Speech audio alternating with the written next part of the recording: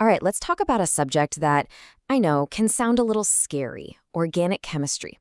But I want you to forget everything you think you know. Forget the super dense textbooks, because today we're not studying. We're going to the movies. We're watching Organic Chemistry, the movie. And hey, don't just take my word for it. The inspiration for this whole explainer kicks off with this amazing line.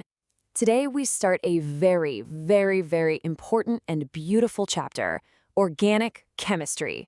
Beautiful, right? I love that. So yeah, let's dive into that beauty. Okay, so every movie needs a main character, right? The star of the show. Well, in our movie, the lead actor, the one who's in basically every single scene, that's carbon. And every great hero needs a best friend, sidekick. For carbon, that's hydrogen. Always there, always backing it up. And pretty much every other element, they're just the supporting cast. So, you gotta ask, why carbon? Why did it get this massive leading role? Let's take a look at the casting sheet, its resume, and figure out what makes this element such an incredible, versatile star. I mean, it's a totally fair question. You've got over 100 elements on the periodic table to choose from. Why does this one get a whole branch of science named after it?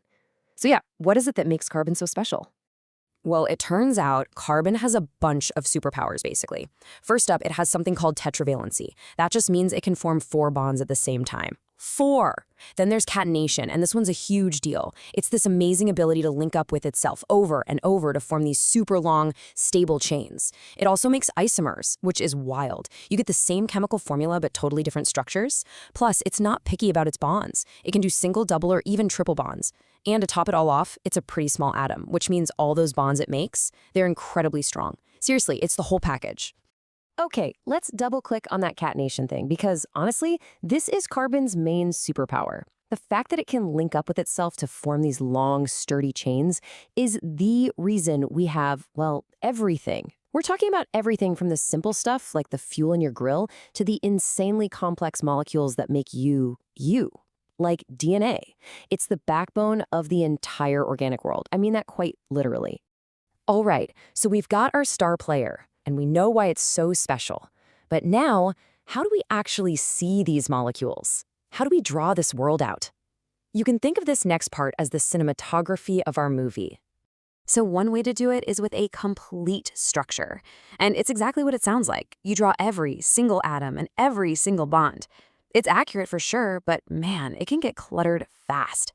So to clean things up and save some space, we often use a condensed structure. Here, you just group the hydrogens with the carbons they're attached to. See? It's the same info, just way more efficient.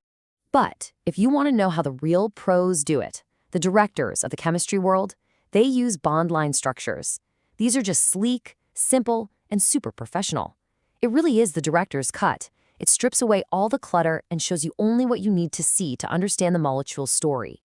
So here's the deal with these. The rule is super simple. Every corner and every endpoint is a carbon atom. That's it. And we just assume the hydrogens are there, filling up the empty spots to give each carbon its 4 bonds. Okay, so with that in mind, take a look at this zigzag line. How many carbons do you think are in that chain? Let's see, 1, 2, 3, 4, 5, 6. Yep, 6. If you counted 6, you nailed it. Every endpoint and every corner. See how much cleaner that is? So much faster. This is the visual language we're going to be speaking from now on. Okay, there are literally millions of organic compounds out there. Millions! So you can imagine we need a way to organize them, right? It's kind of like sorting your movie collection. We need genres. Are we looking at a straight-up action movie, a twisty thriller, a sci-fi epic? Let's figure out how we classify this massive carbon family. It all starts with one big division. On one side, you've got acyclic compounds. Think of these as open chains, like a piece of string. On the other side, you've got cyclic compounds, where the atoms loop around and connect to form a closed ring. And even within those rings, you can split it up. If it's a ring of all carbon atoms, we call it homocyclic. But if another element, say an oxygen or a nitrogen, sneaks into that ring, then it's heterocyclic. It's a really neat and logical family tree when you break it down. And just like in movies, within these genres, you get franchises, right? Like movie series. Well, that's exactly what a homologous series is. It's a whole family of compounds that have the same core structure, the same key feature, but each one in the series is just a little bit bigger than the one before it, specifically by 1 carbon and 2 hydrogens. They all have really similar plots, just with a slightly bigger cast each time. Okay, so we've got our star actor, carbon. We've got our cinematography, how we draw the molecules, and we've got our genres for classifying them. Now it's time for the most important part of any movie, the script. How do we actually read the names of these molecules and know exactly what we're looking at? This is where the universal naming system comes in. So the official fancy name for this is IUPAC nomenclature, which I know sounds super complicated, but the source for this explainer gave us this amazing little mnemonic to help us crack the code. It's just SRKBF. Now, Ka is from Hindi, and it kind of means of or S, so you can think of it as SR's best friend. And I'm telling you, that little phrase right there is the key that unlocks the entire language of organic chemistry. So how do we use it? Well, it breaks down naming any of these molecules into 3 simple steps. Step 1, you find the longest continuous chain of carbons. That's your movie's main plotline. Step 2, you number that chain, making sure to give the lowest numbers to the most important parts. And step 3, you just put the name together, following our rule. So what does SRKB actually stand for? Let's break it down. The S is for substitute. Think of these as any extra groups hanging off the main chain, like decorations. The R is for the root word. This just tells you how many carbons are in your main chain. B stands for bond. Is it a single, double, or triple bond between the carbons? And finally, F is for the functional group. This is the most important part, the reactive bit that defines the molecule's whole character. So you've got substitute, root, bond, and functional group. That's the formula. All right, theory is great, but let's put this into practice. Let's try to name a real molecule. Take a look at the one on your screen. We're going to read its script using our SRBF system. Ready? Okay, let's see how this works. First, find the longest chain. It's 5 carbons long, so our root, the R, is pent. Next, the bonds, RB. They're all single bonds between the carbons, so we use an.